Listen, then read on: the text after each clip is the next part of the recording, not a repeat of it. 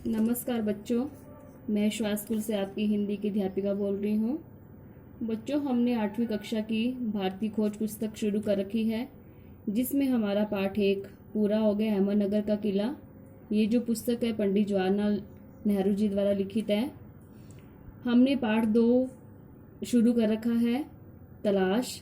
उसमें हमने भारत के अतीत की झांकी और भारत की शक्ति और सीमा के बारे में पढ़ा। और आज हम भारत की तलाश के बारे में पढ़ेंगे। पुस्तकों, प्राचीन स्मारकों और विगत सांस्कृतिक उपलब्धियों ने मुझ में एक हद तक भारत की समझ तो पैदा की, लेकिन मुझे उससे संतोष नहीं हुआ। न ही मुझे वह उत्तर मिला जिसकी मैं तलाश कर रहा था। वर्तमान मेरे लिए और मुझ जैसे बहुत से और लोगों के लिए मध्ययुगीनता, भयंकर गरीबी एवं दुर्गति और मध्य वर्ग की कुछ सही आधुनिकता का विचित्र मिश्रण है। मैं अपने वर्ग और अपनी किस्म के लोगों का प्रशंसक नहीं था, फिर भी भारतीय संघर्ष में नेतृत्व के लिए मैं निश्चित रूप से मध्य वर्ग की ओर देखता था। यह मध्य वर्ग स्वयं को बंदी और सीमाओं में जकड़ा हुआ महसूस करता था और खुद तरक्की और विकास करना चाहता था। अंग्रेजी शासन के ढांचे के भीतर ऐसा न कर पाने के कारण उसके भीतर विद्रोह की चेतना पनपी, लेकिन यह चेतना उस ढांचे के खिलाफ नहीं जाती थी जिसने हमें रोन दिया था। ये उस ढांचे को बनाए रखना चाहते थे और अंग्रेजों को हटाकर उसका संचालन करना चाहते थे। ये मध्य वर्ग के लोग इस हद तक इस ढांचे की पैदाइश थे कि उसे चुनौती देना या उसे उखाड़ फेंकने का प्रयास करना इनके बस की बात नहीं थी। नई ताकतों ने सिर उठाया और वे हमें ग्रामीण जनता की ओर ले गई। पहली बार एक नया और दूसरे ढंग का भारत उन युवा बुद्धिजीवियों के सामने आया जो इसके अस्तित्व को लगभग भूल ही गए थे या उससे बहुत कम अहमियत देते थे। यह दृश्य बेचैन कर देने वाला था, इसलिए कि उसने हमें कुछ मूल्यों और निष्कर्षों में संदेह उत्पन्न कर दिया। तब हमने भारत के वास्तविक रूप की तलाश शुरू की और इससे हमारे भीतर इसकी समझ और द्वंद्व दोनों ही पैदा हुए। कुछ लोग इस ग्रामीण समुदाय से पहले से परिचित थे, इसीलिए उन्हें कोई नया उत्तेजक अनुभव नहीं हुआ, पर मेरे लिए यह सही अर्थों में नई तलाश के लिए यात्रा थी। गोया कि मुझे बराबर अपने लोगों की असफलताओं और कमजोरियों का दर्द भरा एहसास रहता था, पर भारत की ग्रामीण जनता में कुछ ऐसा था जिसे परिभाषित करना कठिन है, पर उसने मुझे बराबर आकर्षित किया। उनसे कुछ ऐसी बात थी जो मध्य वर्ग में अनुपस्थित थी। मैं आम जनता की अवधारणा को काल्पनिक नहीं बनाना चाहता। मेरे लिए भारत के लोगों का अपनी सारी विविधता के साथ वास्तविक अस्तित्व है। उनकी विशाल संख्या के बावजूद मैं उनके बारे में अनिश्चित समुदायों के नहीं, व्यक्तियों के रूप में सोचने की कोशिश करता हूँ। चूंकि मैंने उनसे बहुत अपेक्षाएं नहीं रखी, शायद इसीलिए मुझे निराशा भी नहीं हुई। मैंने जितनी उम्मीद की थी उससे कहीं अधिक पाया। मुझे सूझा कि इसका कारण और इसके साथ ही उनमें जो एक प्रकार की दृढ़ता और अंतर्शक्ति है, उसका कारण भारत की प्राचीन सांस्कृतिक परंपरा है, जिसे उन्होंने कुछ अंशों में अब भी बचाए रखा है। पिछले 200 वर्षों में उन्होंने जो अत्याचार झेला वह बहुत कुछ तो उसी के कारण समाप्त हो गया, फिर भी कुछ तो ऐसा बच रहा है जो सार्थक है। उसके साथ बहुत कुछ ऐसा है जो निरर्थक और अनिष्टकार है। भारत माता। अक्सर जब मैं एक के बाद एक सभा में जाता तो श्रोताओं से मैं अपने इस देश की चर्चा करता, हिंदुस्तान की और साथ ही भारत की जो जाति के संस्थापक भरत के नाम पर आधारित इसका प्राचीन संस्कृत नाम है।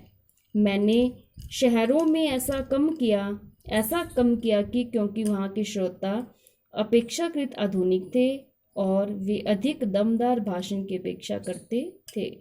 पर सीमित नजरिए वाले किसानों को मैंने इस महान देश की बाबत बताया जिसकी मुक्ति के लिए हम संघर्ष कर रहे हैं।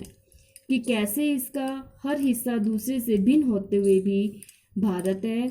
मैंने उन्हें उत्तर से दक्षिण और पूर्व से पश्चिम तक किसानों की सामान्य समस्याओं की जानकारी दी, और उस स्वराज की भी जो कुछ विशेष लोगों के लिए नहीं, सबके लिए, भारत के हर हिस्से के लिए एक सा होगा।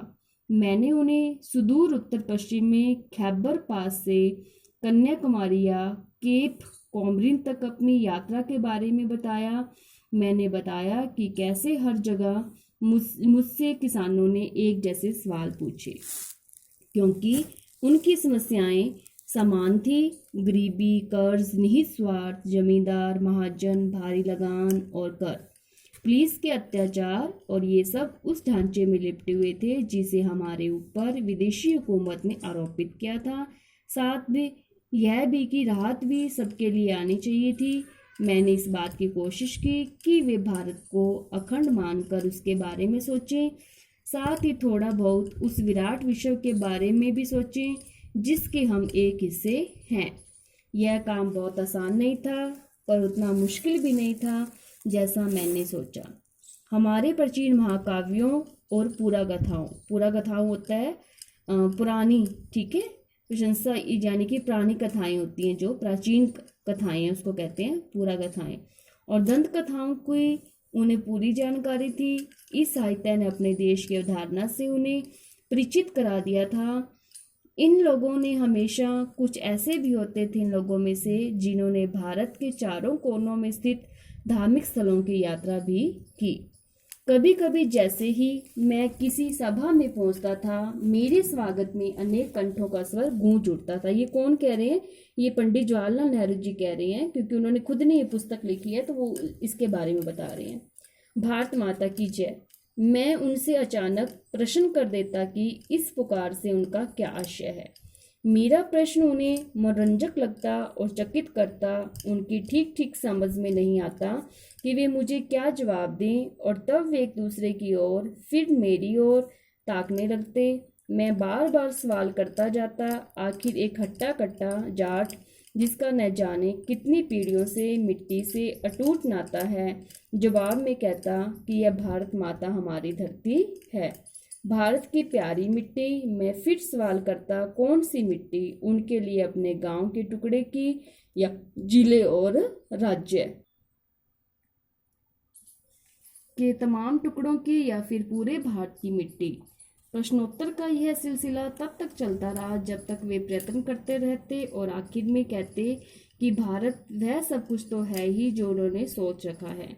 उसके अलावा भी कुछ है, बहुत कुछ है। भारत के पहाड़ और नदियाँ, जंगल और फैले हुए खेत जो हमारे लिए खाना मुहैया करते हैं, सब हमें प्रिय हैं। लेकिन जिस चीज़ का सबसे अधिक महत्व है वह है भारत की जनता, उनके और मेरे जैसे तमाम लोग, वे सब लोग जो इस विशाल धरती पर चारों ओर फैले हैं।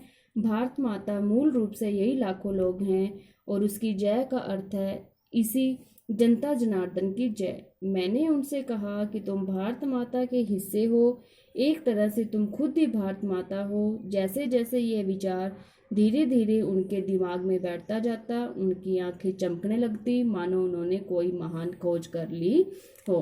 तो बच्चों, आज हम यहीं तक ही इस पाठ का पठन करेंगे। तो आपने बार बार इस पाठ का पठन यानी कि अभ्यास करना है, तभी आपको समझ में आएगा, ठीक है। और जो भी आपके पाठ के प्रश्न उत्तर करवाए गए हैं उसको आपने याद करने हैं, ठीक है। धन्यवाद।